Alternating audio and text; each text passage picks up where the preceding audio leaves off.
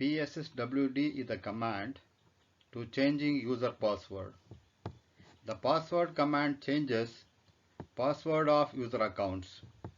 A normal user may only change the password for his or her own account, while the super user may change the password for any account. PSSWD also changes the account or associated password for validity period. In Unix, password can be changed with the password command. It must follow some rules. It must be greater than or equal to 6 character long, and it must contain 2 out of 3 of uppercase characters, lowercase characters, non-letters, nothing but digits or punctuations. The third one may not be a dictionary word or too similar to username.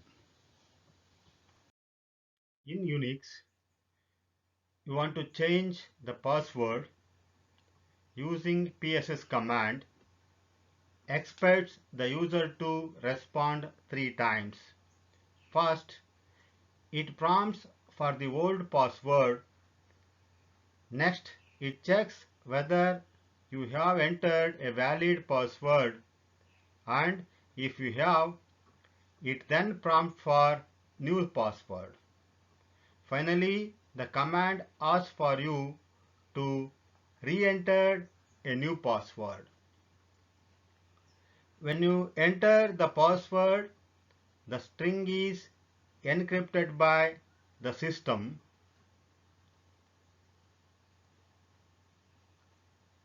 For example, enter the password PSSW. It asks changing password for XYZ. Then enter the login. If it is correct, then it provides user to enter new password. If it is valid one, then it asks for re-enter the new password. If these three steps are done properly, then password successfully changed for XYZ appears. In Unix, you want to go for change the password. Derivative of password is stored in an encrypted form, nothing but a scrambled form, and not in plain password itself. The method of scrambling is known using by the function crypt that is normally used, and the source code of function is freely available written in C language. Translating from encrypted to plain text form a very difficult concept. Let us discuss combining the command in Unix environment. Unix allows more than one command in the command line. Each command has to be separated by semicolon. For example, output of WC, nothing but word count command, will be displayed on the first line followed by the output of date command. For example, you type WC note semicolon date. That display how many words are available in the file note, and also that the storing date of the specific file. Example 2, user may like to group them together within the parentheses and redirect into the output of this file. For that, you want to go for type WC note semicolon date, that should be written in the bracket, and put greater than sign and write a name. Here we have written new list. When the command line contains a semicolon, the shell understands that the command on each side of it need to be processed separately. The following slide shows how combining commands works. For that, in command line, you have to type the command ls that shows number of files available in that current directory. For example, abb1.txt, abb2.txt, abb.txt, some examples of files available in that location.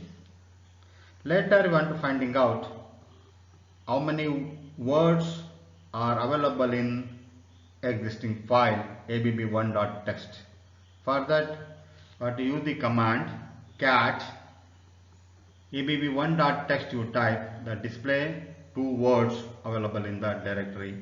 Later, we want to finding out how many words are available in that abb2.txt. For that, you type cat abb2.txt. the display there were 3 words available in that current file. Later you want to combine the commands of wc and date command. For that you type wc abb1.txt semicolon date, the display the abb1.txt that contain 2 words and that was executed on September 2nd, Wednesday, with the timestamp.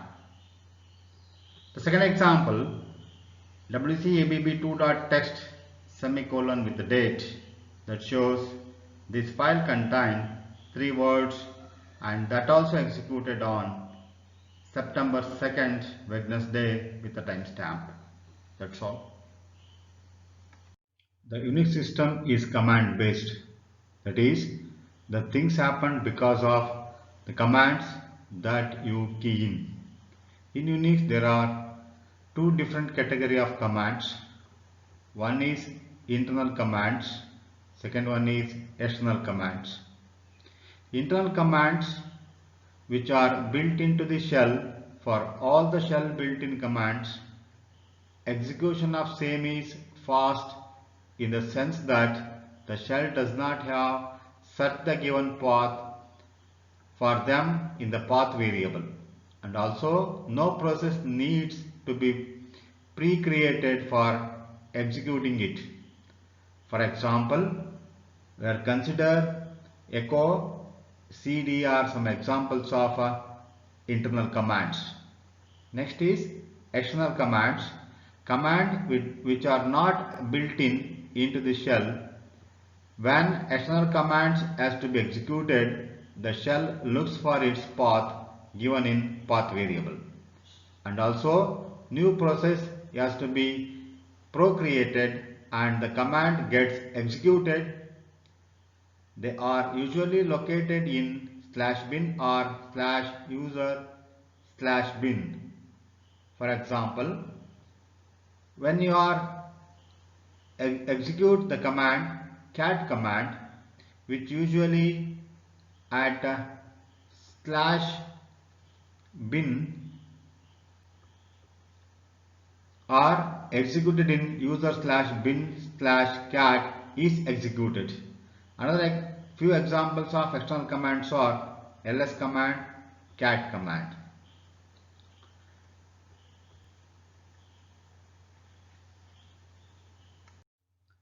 The slide shows few examples of how internal and external commands are executed.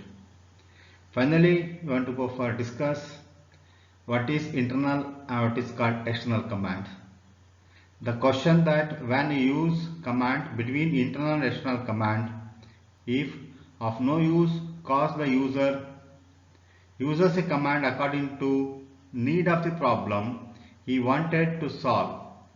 The only difference that exists between internal and external commands is that internal commands work much faster than external ones, as the shell has to look for the path when it comes to use in external commands. In Unix, type the command is used to finding out easiest way of knowing the location of an executable program. For example, type cat. Cat is hatched, nothing but display /bin/cat is display on the screen, that specifying that cat is an external command. There are few commands which cannot be located in the file system. For example, the type echo is a shell built-in type that specifies that echo is an internal type command. Using type command, it is possible to determine the command type, nothing but it is an internal or external type command. If the output of type command displays the location of program in the system, then such commands are banded as an external commands. Examples: cat, ls, etc. If type command output does not specify the location path, instead display the message shell built-in, then such commands are called as an internal command. For example, echo, cd, etc. The Unix system provides a special login name for exclusive use of administrator. It is called root. This account comes with every system. Its password is generally set at the time of installation of system and has to be used on logging in. Login root, you enter the password, the display command prompt. The command prompt root is $sign here in this slide. Once you log in as a root, you are placed in root's home directory depending on the system. This directory could be / or /root. Most administrative commands are resident in /sbin or /user/sbin. SU command. Any user can acquire super user status with SU command if he or she knows the root password. For example, the user XYZ becomes super user in this way.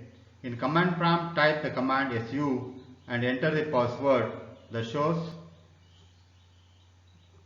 current working directory does not change, and hash prompt indicates that XYZ now has the power super user.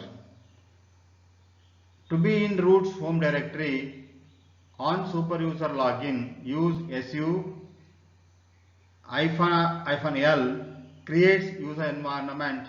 Su, when used with a- recreates the user's environment without talking the login password root.